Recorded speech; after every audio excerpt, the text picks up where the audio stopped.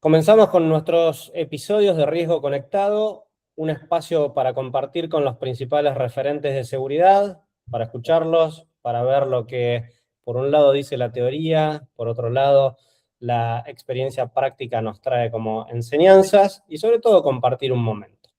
Hoy tengo el gusto de charlar con un excelente profesional, pero por sobre todas las cosas, con un gran amigo mío. Él es abogado, pero la vida lo llevó por el camino de la seguridad corporativa hasta convertirlo en un referente mundial. Tanto es así que en 2027 va a estar asumiendo la presidencia de ISIS.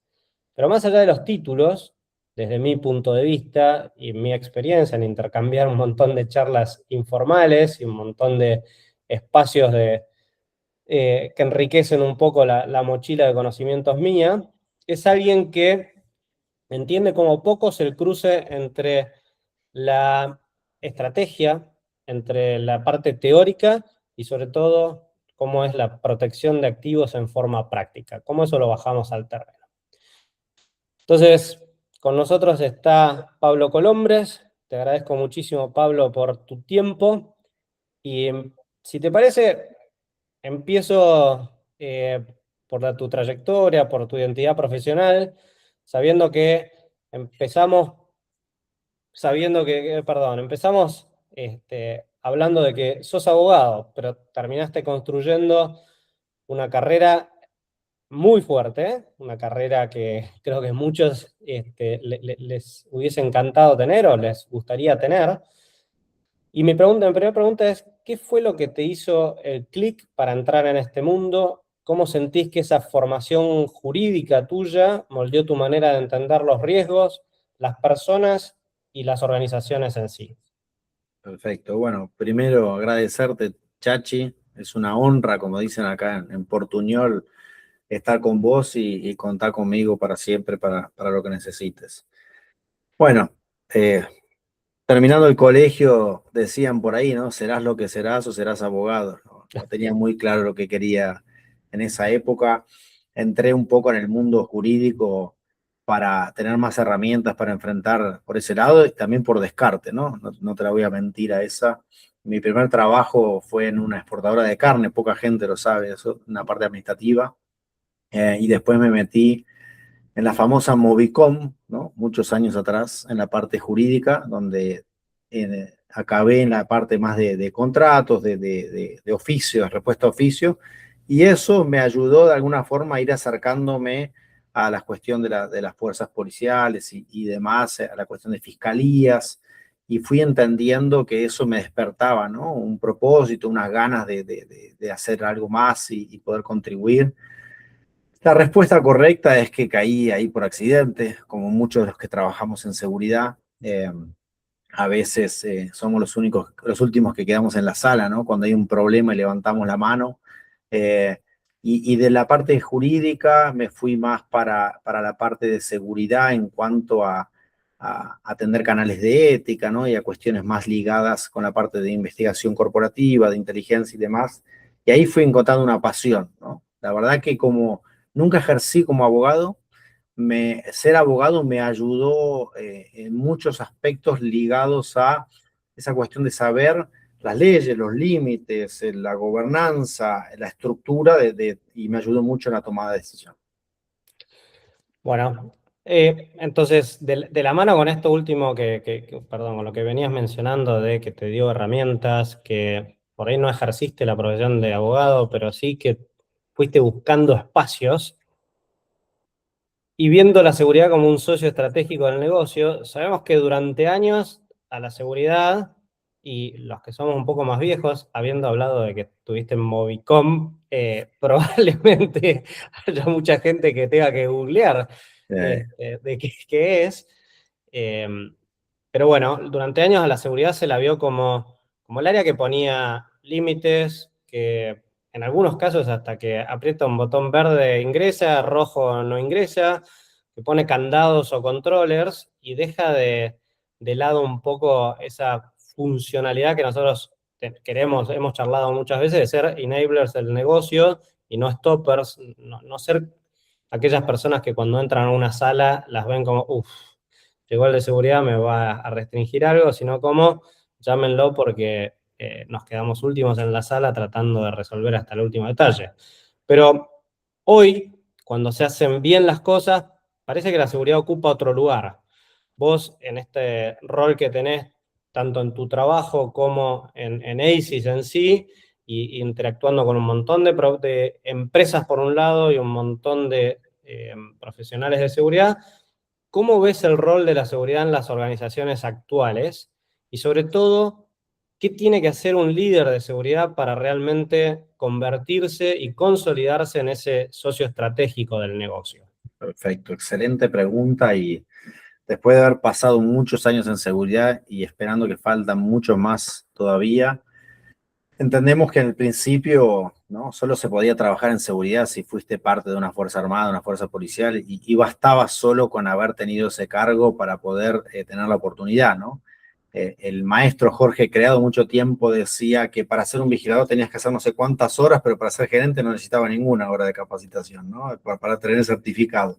Y eso me marcó, y creo que con el tiempo durante muchos años se vio a la seguridad como el del sí y el no, ¿no? Como se vio los que molestaban, los que paraban las decisiones, ¿no?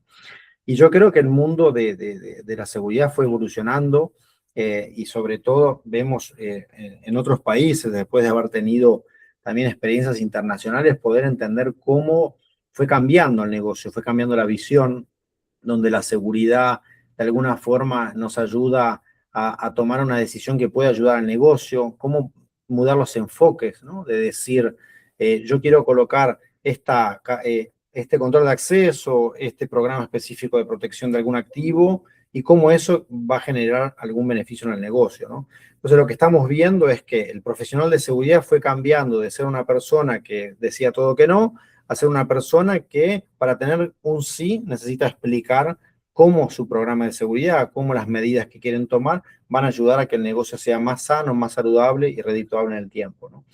Lo que vemos hoy también es que no solo hace falta eh, convencerse de eso, sino también poder saber exponerlo, ¿no? Por eso necesitamos hablar el lenguaje del negocio, tenemos que entender y cómo explicar una inversión, un ROI, un KPI, ¿no? De alguna forma en el lenguaje corporativo poder explicar todos esos programas.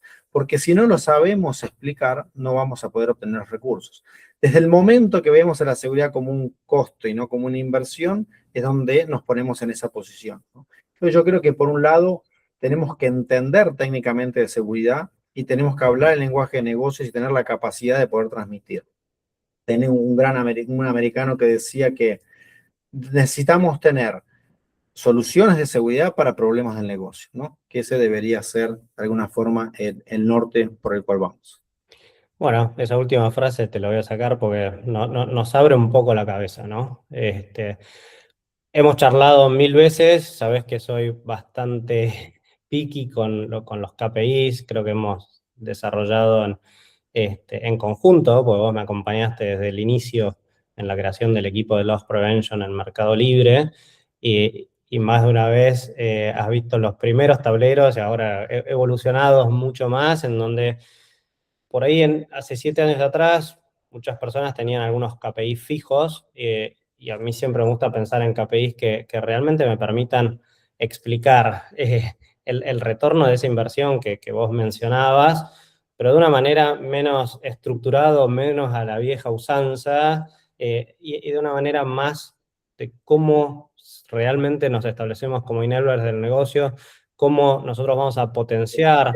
Creo que unleash es la palabra más adecuada en inglés, al negocio, y no de otra manera. Así que en este cambio que vos mencionaste, está bueno el punto como para que me das el pie para hablar del futuro de la profesión y de, obviamente, por ahí un miedo que muchos tenemos de caer en el riesgo de la obsolescencia, ¿no? De quedar fuera del mercado por no tener los skills, las habilidades que tenemos que tener.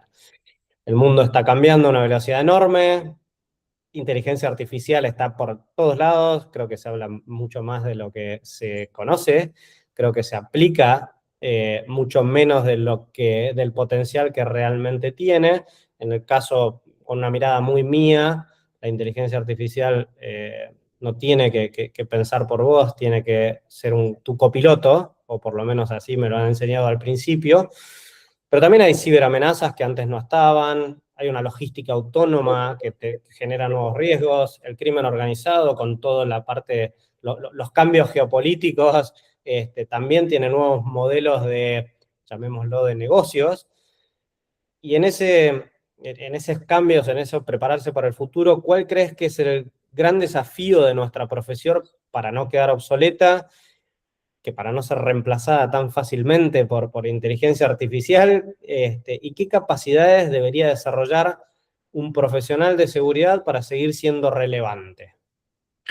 Bueno, creo que esa es una pregunta para pasar la tarde charlando, ¿no? Pero voy a intentar ir un poco al foco. Por un lado, me parece importante resaltar que, ¿no?, hay teorías que dicen que la seguridad fue la profesión más vieja del mundo, ¿no? No aquella de la cual se hace el chiste, lo cual siempre se necesitó cuidar ¿no?, de activos, ¿no? Hoy, si pensamos que la seguridad cuida de activos físicos, patrimonio, personas o información, entendemos que es ilimitado, ¿no? Tal vez lo que pueda cambiar un poco es el concepto de protección y es el concepto de qué vamos a cuidar, ¿no? Que tal vez en el futuro sea más información o menos, de alguna forma, cosas, bienes más palpables, ¿no? Yo creo que la visión acá tiene que ver con un poco de mudar el foco de atención y no ver la seguridad con guards, gate and guns, como decían tradicionalmente, sino intentar entender que el profesional de seguridad que tradicionalmente se ocupaba de la seguridad física, la seguridad corporativa, hoy tiene otros desafíos, ¿no? Y esos desafíos que son tal vez digitales, necesitamos, en vez de tenerle miedo y protección de que perdamos ese trabajo, entenderlos y poder saber cómo manejarlo. En esa transición entendemos también que hay muchos conceptos básicos de protección, de control de acceso, de resiliencia, de continuidad de negocio y demás que se pueden aplicar de los profesionales de seguridad para una cuestión de más de riesgo cibernético y otras cosas, ¿no? Yo me gustaría imaginarme un profesional de seguridad que sea multidisciplinario, ¿no?, en el sentido de que nos toca afrontar demasiadas amenazas de distintos tipos, ¿no? Hablamos de geopolítica, hablamos de crimen organizado, hablamos de amenazas de insiders y otras situaciones, y creo que ese enfoque está muy ligado a la cuestión de administrar riesgos, ¿no? Entonces, basado en una forma de que yo quiero gerenciar riesgos, identifico cuáles son los riesgos que están más apuntados a cuestiones físicas o patrimoniales o algunas que son más digitales, cómo se puede ver eso desde una forma más global o más abierta para poder de alguna forma entender que algunas de las reglas que vamos a usar para administrar, que son las 5 formas básicas de resolverlo, los pueden ser aplicados para una cosa y para otra y no tener ese miedo, ¿no? Tenemos que valorar que el profesional de seguridad tiene muchas ventajas en resiliencia operacional, trabajar bajo presión, tomar decisiones en el momento justo y poder lidiar con muchas situaciones. Y creo que si entendemos que bajo ese paraguas podemos incluir algunas capacidades, competencias ligadas específicamente a cuestiones digitales, creo que esa es la forma de ser. Yo le diría que es un tripé, como dicen acá. Por un lado está ese lenguaje del negocio, de poder explicar lo que uno quiere y para qué lo quiere y defender un presupuesto. Por otro lado, entender cómo cuidar los activos físicos, las personas y las informaciones, y todo lo que está muy relacionado con la gobernanza y la forma en que podemos hacer eso de una forma sustentable a lo largo del tiempo que nos pueda dar resultados. Bueno, por ahí para consolidar tener fuertes esas 3 piernas que recién mencionaste, necesitas un equipo sólido. Hablabas de que conozca muchas disciplinas el profesional de seguridad o que pueda manejarse tanto en la parte cibernética como en la parte física, como en defender un presupuesto, que no es tan simple como poner un número y ver si gastamos más o menos que el año anterior, sino que justamente empezar partiendo de, no sé si el activo a proteger, pero sí los riesgos que afectan, y en eso coincido muchísimo, tenemos que ser equipos risk-based seguros, risk-based data-driven, para nosotros o para mis equipos es como parte, la primera página de todos los libritos, pero necesitamos un equipo, y vos has construido equipos estás conectado con probablemente los líderes de seguridad que tienen la posibilidad de llegar a mayor cantidad de personas en todo el mundo, y vas a asumir ese rol súper importante en ASIS. Y mirando todo ese recorrido, ¿cuál es para vos la esencia de un buen líder de seguridad? Y el líder de seguridad para mí puede ser un líder muy junior, o puede ser el vicepresidente global de lo que quieras ponerle como nombre. A veces nos encanta poner nombres súper rimbombantes, y en definitiva las tareas son las que para mí definen el puesto que uno realmente está ocupando. Y no solamente cuál es la esencia de ese buen líder, es mi pregunta, sino qué aprendizajes, incluso de errores o golpes que te hayas pegado, te gustaría transmitirle a aquellas personas que vienen atrás. Bueno, excelente pregunta. El liderazgo es una de mis pasiones. Creo que también es uno de los mayores desafíos que tenemos, ¿no? Lo más lindo es lidiar con personas y lo más difícil, ¿no? Y creo que también yo creería que armar de equipos es uno de los mayores desafíos, sobre todo porque tenemos un problema mundial, y no soy yo que lo dice eso, de escasez de talento, ¿no? Y estamos tal vez en momentos en que necesitamos invertir más en las personas, y las personas también invertir en ellas mismas, no solo en sus capacidades de hardware, de soft skills, sino también en poder seguir adelante enfrentando los desafíos que tienen por los tipos de tiempos que vivimos, ¿no? Dicen que si querés ir rápido vas solo, si querés llegar lejos armas un equipo. Me parece que hay recetas, ahí podemos ver un montón de libros, lo que yo puedo explicar un poco, lo que yo intenté hacer, a veces Dios ayudó, a veces no ayudó, es culpa del portuñol que se me escapan las palabras a veces. Creo que tiene que ver un poco con cosas básicas, ¿no? Primero es entender que tenemos un objetivo común, ¿no? Que todos los que trabajamos para una empresa, para una área, para algo tenemos un propósito, y que tenemos que trabajar todos juntos para cumplir eso. Creo que tener un objetivo común une a las personas. Creo que tener roles y responsabilidades bien definidas ayuda a que no uno se haga más que el otro, y de alguna forma se puedan acompañar en ese proceso. Creo que liderar con el ejemplo para mí ha sido de todas formas el walk the talk, ¿no? Si queremos que lleguen temprano, tenemos que llegar temprano. Todo el mundo te está mirando cuando sos un líder, y tenemos que dar el ejemplo por eso.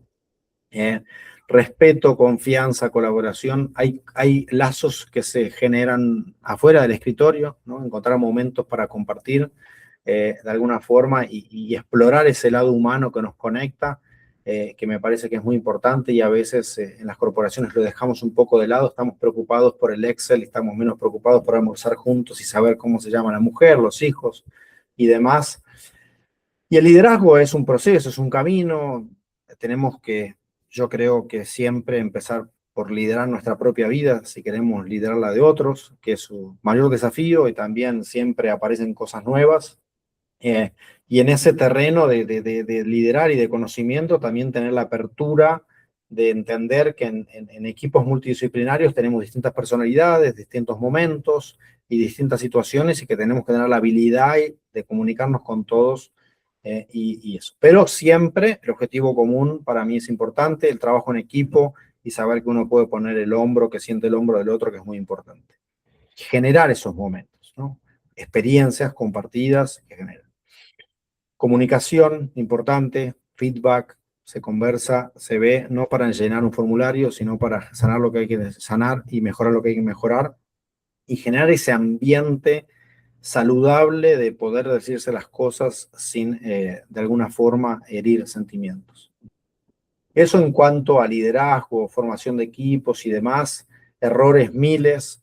El que más puedo recordar ahora, que tal vez fue muy marcante para mí, es que a mí me tocó venir a Brasil hace 10 años para formar un equipo y armar un proyecto y demás, y vine con el librito abajo del brazo de lo que andaba bien en Argentina, de la forma en que hacía las cosas y de la forma en que me comunicaba con las personas. Y a mi modo, y dije, lo vamos a hacer así porque va a ser así, ¿no?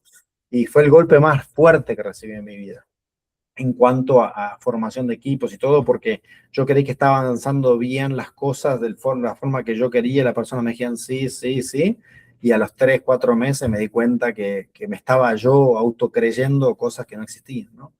Y entonces eso fue un golpe duro de tener la humildad de mirarse al espejo y decir, si las cosas que quiero que funcionen acá, necesito hacerlas distintas. Y para hacerlas distintas tengo que cambiar yo.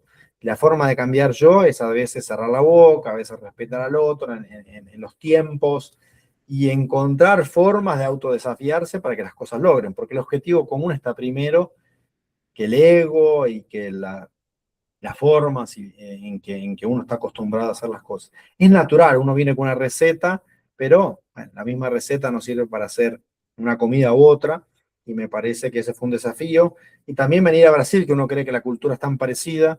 Yo siempre digo, si te encontrás con un brasileño en Rusia, somos primos hermanos. Acá tal vez es diferente, porque hay muchas cosas que son culturales, ¿no? Entonces, aceptar esas diferencias, encontrar esos puntos en común, generar esos momentos, pero fue duro. Fue un gran aprendizaje y sigo aprendiendo de eso, ¿no? Porque uno también quiere evolucionar en eso y hacer que las cosas anden siempre para bien. Bueno, creo que lo hablamos en un momento a esto, y lo bueno es poder darse cuenta de que no es por ahí el camino y aprender justamente de los errores de uno. Muchas veces vemos en las distintas redes o en los distintos lugares donde nos toca ir y hablar y demás, toda la parte buena, ¿no? La parte feliz, digamos, de que te llevó hasta tal o cual lugar. Pero por ahí el mensaje no es el mejor para los que recién empiezan, que piensan de que si tropiezan una vez ya no van a llegar ahí, así que bueno recordar, porque lo mencionaste bastante, es establecer el objetivo común, establecer un propósito. Creo, lo he escuchado, lo he leído, lo hemos hablado, también un seguidor como yo de Simon Sinek, y él estresa mucho el tema de start with the why, empezar con el por qué, que es establecer para mí ese propósito hacia donde tiene que ir todo el equipo. La humildad de cuando vos mencionás el feedback, no hacer el feedback para tener el check de que hicimos el feedback, creo que va muy de la mano con la humildad. El feedback empieza por, primero, despojarte de todo sentimiento positivo o negativo del momento y ver el time frame en el cual vos estás evaluando a la persona. Si es por una tarea, si es por un año, saber disociarlo es importante para un líder desde mi punto de vista. Y la humildad de decir, che, por ahí yo no fui tan claro en los objetivos que vos tenías. Entonces, ¿cómo construimos a partir de acá? Me parece un mensaje súper bueno para los que vienen atrás, ¿sí? Y ya un poco con las últimas preguntas, y también apuntando a lo que es la esencia de estos encuentros, que son aquellos que se inician en nuestro área, sean jóvenes o sea gente más vieja, pero que viene de otras industrias o de otros sectores y se empiezan a juntar con nosotros. Si tuvieras adelante a uno de esos profesionales que recién arranca y que quiere desarrollarse en todo el sector nuestro, ¿en qué le dirías que queme las pestañas estudiando? ¿En qué debería especializarse para estar a la altura de lo que probablemente hoy las grandes empresas te estén pidiendo a vos a veces o consejos o consultoría, o si conoces a alguien para poder llenar una posición? Bueno, excelente observación y creo que está muy de la mano con lo que venimos charlando. Creo que me siento que crecí en una generación que por un lado tomó muchas cosas buenas del old school y también supo aprovechar muchas buenas cosas de lo que venía más de tecnología y demás en ese aspecto. Entonces, yo creo que es importante algunos aspectos que para mí fueron importantes a lo largo del tiempo. Una de esas es seguir estudiando. Yo sigo estudiando, sigo viendo, a veces es una cosa que te intriga o que la profesión te demanda, no tener miedo, ¿no? Me parece que saber que tenemos un conocimiento limitado y que tenemos que tener un conocimiento técnico para que la opinión que colocamos en la mesa tenga un fundamento, Me parece que en ese aspecto no solo cuestiones de seguridad, y vuelvo a hacer foco en gestión de riesgos como un todo, sino también en cuestiones, como bien dijiste, datos, data driven, tecnología y toma de decisión específicamente basada y fundamentada en algo concreto y no hacerlo porque yo creo que hay que hacerlo. Me parece que tiene que ver con eso. También una parte más humana que es rodearse de gente mejor que uno, tener la humildad de estar con gente que por ahí te incomoda o que te provoca o que te genera ser un mejor profesional a lo largo y que no está cómodo con que vos estés sentadito ahí en una silla, ¿no? Me parece que es importante elegir un buen jefe, elegir una buena empresa, una buena cultura, que tu propósito personal se alinee con la empresa, que vos creas que estás haciendo algo que te hace a bien a vos como persona, pero también va un poco más allá de eso. Me parece que pasar tiempo con gente que tiene buena trayectoria, buena experiencia, escucharlos, no juzgarlos, ¿no? A mí me ha ayudado mucho a lo largo de mi carrera. Siempre digo que tuve muchos mentores, ¿no? Y yo quería pasar más tiempo con esas personas y escucharlas más y saber más, porque de alguna forma yo sentía que me iba nutriendo de ese conocimiento, de esas cosas, eso acompañado con base técnica y por otro lado también en la cuestión humana. Vos podés ser el mejor técnico del mundo, podés ser el mejor matemático, pero si no podés presentar o no podés conversar con nadie, no podés demostrar, no podés explicar por qué tiene valor eso en la mesa, me parece que es importante además. Así que diría eso, networking, seguir estudiando y, como decimos acá, su sangre, sudor y lágrimas en el sentido de que, no sé, yo creo que Chachi y yo podemos decir de la poca historia que conozco, de que nadie nos regaló nada, no nos faltó nada seguramente, pero uno le ha dedicado muchas horas, sentadito, muchas noches, muchas cosas, y creo que en la vida nada viene regalado. Me parece que en la vida el sacrificio se compensa, bien direccionado, y de alguna forma las cosas se van dando cuando estamos alineados con eso que queremos. Excelente. El mensaje tomo una parte importante y también para partir de un error mío anterior, ¿no? Y que de a poco lo voy trabajando, no quiere decir que no lo siga haciendo en algunos casos, pero hablaste de escuchar mucho a los mentores, de escuchar mucho a las personas que tienen más experiencia. Después uno divide cuánta experiencia real de por ahí de cosas que se van agrandando las personas tienen, pero cada uno va eligiendo a sus mentores y en definitiva a quién quiere parecerse o como quién quiere desarrollar una carrera. Pero hablaste de no juzgarlos, ¿sí? Creo que durante este último tiempo yo he pasado de juzgar mucho a las personas, de una actitud un poco adolescente, si bien claramente hace muchísimos años que dejé de estar en la edad de adolescencia, pero sigo adoleciendo un poco en carácter de juzgar a las personas y decir, no, bueno, este no sabe nada, o este tal cosa. Y empecé a darle vuelta a eso y a tratar de entender por qué hizo lo que hizo, por qué lo plantea de la forma que plantea, o por qué se mantiene en su postura, ¿no? Después de hacer ese análisis, determino si yo estoy de acuerdo y lo copio o no lo copio. Pero creo que saber escuchar a todos es bueno porque de todos podés aprender. Aquellas cosas que querés copiar, que te van a permitir a vos potenciarte, y claramente en muchas personas podés ver lo que no querés ser, pero también son mentores de muchas otras cosas o gente que está permanentemente escribiendo sobre eso. Entonces, tener la capacidad de entender o de buscar entender y analizar un poco más allá de un sentimiento inicial te va a permitir eso, ¿no? Elegir mejor las herramientas. Total, y solo para agregar un punto, me parece que son guías, ¿no? Uno escucha y recibe y después hace con eso lo que quiere, ¿no? Si uno no se permite escuchar, no se permite la posibilidad de entenderlo. Imagínate, yo tengo muchos años de consultor, me han pasado innúmeras veces de entrar a una sala y el primer concepto es decir, no entienden nada, no sé para qué me llamaron, y después tener que pensar, bueno, a ver, desde la postura de él en su posición en esa empresa, en esa situación desagradable que está pasando en tal cosa, y tal vez el punto de lo que lo que él está viendo de ese problema, cómo lo entiendo y lo llevo a que la misma solución que yo tenía antes de estar en esa sala, se la pueda transmitir a esa persona entendiendo que el foco de esa persona en esa charla va a ser atendido por eso. Entonces me parece que un poco eso de escuchar está mucho en enriquecerse de esas interacciones.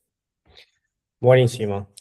Una pregunta final, puede contestarse o no, podemos dejarla para que después la contestemos sin ningún problema, pero hacer una pregunta que se va a repetir en todo esto, en todos estos episodios que tenemos pensado armar dentro de la red de profesionales de seguridad, empezando por el tuyo.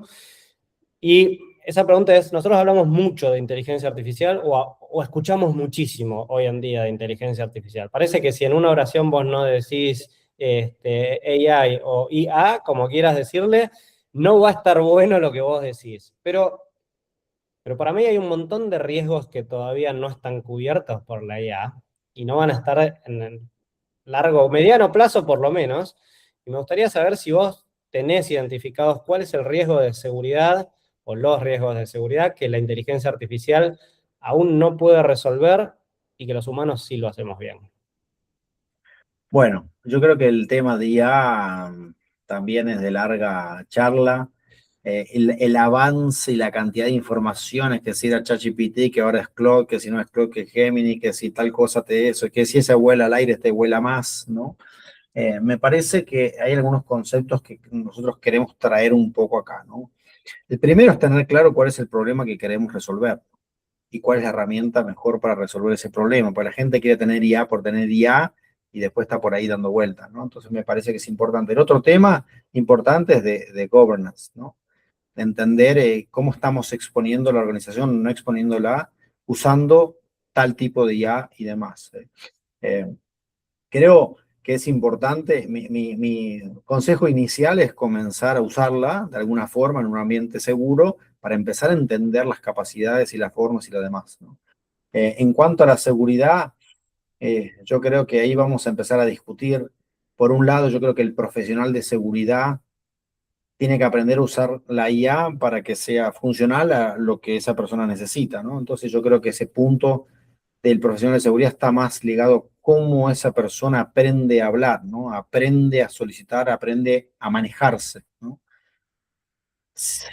Pensando algún tema que se va a restringir específicamente al profesional de seguridad, bueno, una son las relaciones, ¿no? Me parece que no lo vamos, creo que, no sé, hasta que se inventa alguna cosa, la conexión, la empatía y esas cosas, generar confianza en otros, sobre todo nosotros que trabajamos en seguridad, seguridad y confianza son palabras que van juntas. Entonces, si tengo que elegir una que yo me juntaría más o que me abrazaría más, sería esa parte más humana del profesional de seguridad, que no es menor, ¿no? Eh, y yo creo que tenemos que dedicarle más tiempo a eso. Súper claro, me parece que coincido plenamente, y va de la mano con lo que hablamos antes, ¿no? Saber explicar lo que nosotros hacemos para que nos consideren en esas mesas de decisiones parte de las relaciones. Entonces, hoy todavía no nos ha reemplazado en ese sentido. Y después por ahí veo, con esta sí es la última que te pido la mirada tuya, pero veo muchas personas confiando creyendo la venta de espejitos de colores que a veces hay.